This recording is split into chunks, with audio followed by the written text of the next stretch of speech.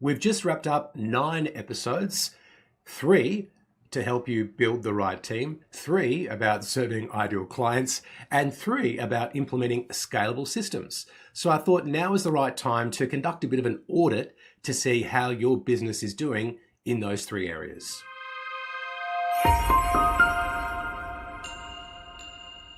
Hello there, welcome to Commercial Real Estate Leadership.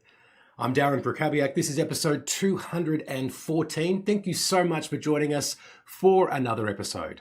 I am here, of course, to help commercial real estate principals to accelerate revenue growth by building the right team, serving ideal clients, and implementing scalable systems.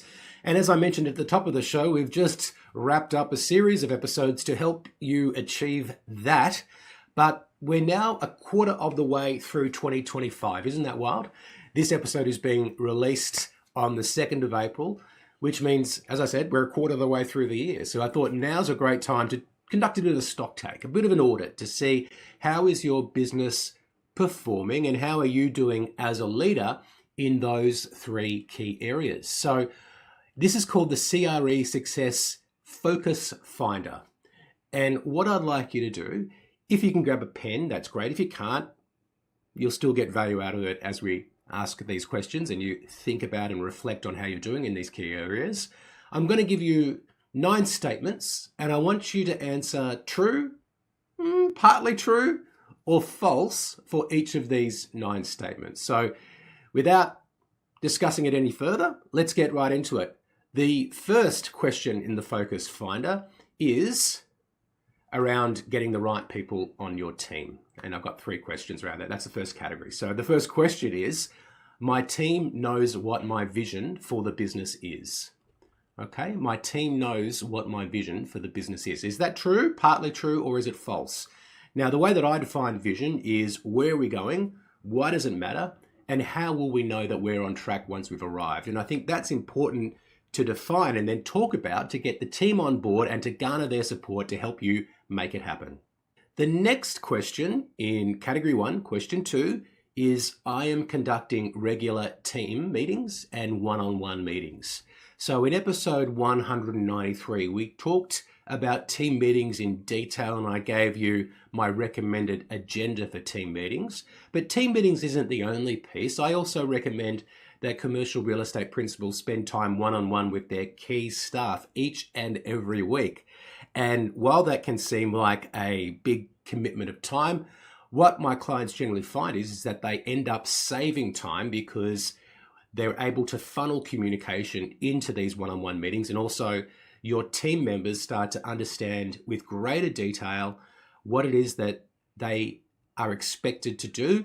And that allows you as the leader to put more trust in them and to give them more responsibility. So ultimately, it's a time-saving measure. It's also a great way to build a stronger relationship with your people because you can't help but get to know people more at a deeper level when you spend time one-on-one with them each and every week. Question 3 in category 1, performance targets are in place for our revenue producers. So to drive results, we need to set targets. Even if you don't really respond to or need targets, many of your people do need them and that will help motivate them and they'll respond to them. So I reckon we need some targets in place because we can then have like a yardstick by which we can measure people's performance and also to assign responsibility for and to hold people accountable to achieving certain outcomes. So is it true, partly true or false that you have performance targets in place for your revenue producers? All right, so those are the questions for category 1. Category 2 is we are serving ideal clients and I've got 3 questions in this category for you. The first question is, our branding helps us attract and retain ideal clients. Is that true, partly true, or false? Our branding helps us to attract and retain ideal clients. And that's not only the company branding, but also your personal branding. And this matters because good marketing makes sales easier or even unnecessary. Next question in this category is, we have culled unprofitable and undesirable management clients. So I've got a process that I run through with my clients to help them understand what is the required ARR, the annual recurring revenue, for a property management client to be profitable. And once we know that, we can then go through and audit our property management business to just see how many managements are below the line, and then to assess if there are ways that we can give them an exception or ways that we can get them above the line so they are profitable. So true, partly true, or false? Have you culled unprofitable and undesirable management clients? And our third question in this category is, our structure ensures that I, as the principal, am not a bottleneck for getting results for clients. So you need to have the right people in the right seats. And that's important so you can delegate responsibility. So you're focused on your zone of genius, your zone of genius being what are you good at, what do you enjoy, and what does the market pay you top dollar to do?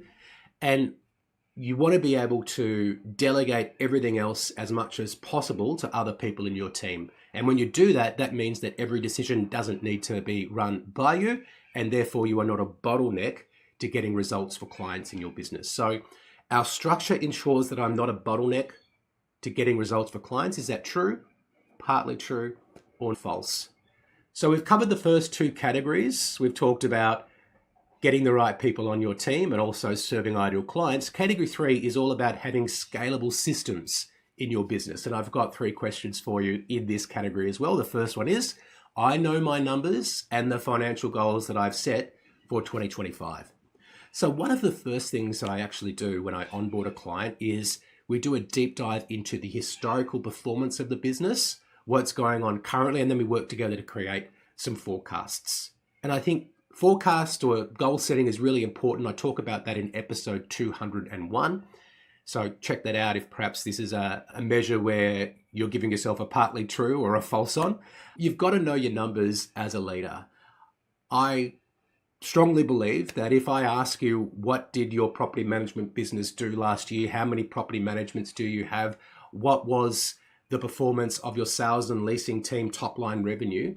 That you should know that number. And if you don't, then you need to have a way to get that number given to you by your bookkeeper or easily available to you through a dashboard so you can know those numbers and track them, because what gets measured gets managed.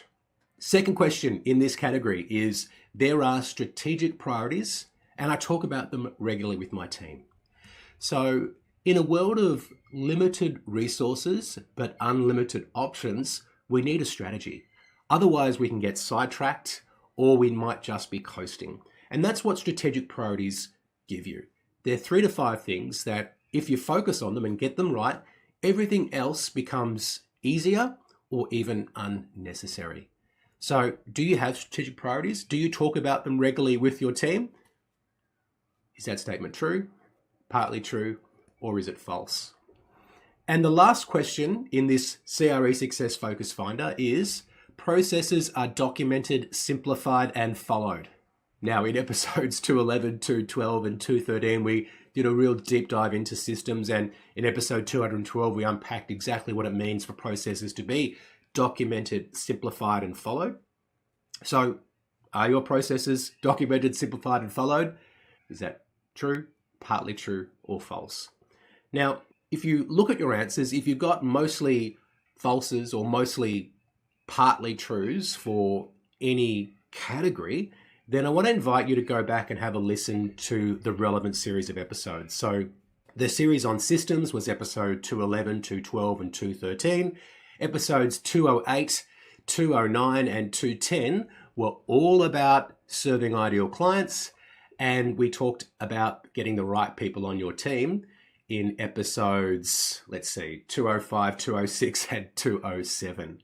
Okay, and we did talk about a specific, piece of that category, but that's a good place to start if you've found that you're giving yourself mostly partly trues and not trues. If you're giving yourself mostly trues, you might be a client of mine, but also perhaps if you're not a client, but you feel like, yeah, we've got some good things in place, but you want to make it better, let's have a chat. Especially if you've given yourself mostly falses or partly trues. Let's have a chat. You can DM me on Instagram, go to @CRE just DM me the word grow, and we can set up a time to talk about some measures that you can take to close the gap, to start answering true to more of those important questions. If we're connected on LinkedIn, you can also DM me the word grow on LinkedIn. If we're not connected on LinkedIn, I've got an open profile, okay, which means that anyone can send me a DM. So just put grow in a DM, send it to me, and then we'll sort out a time to have a conversation about your business. That's our episode for today. We're just talking about the Focus Finder. I hope that the questions that we've asked have illuminated some awareness for you about where your business is and perhaps the gaps that you need to close to get it to where you want it to be. Thank you so much for listening. I will speak to you soon.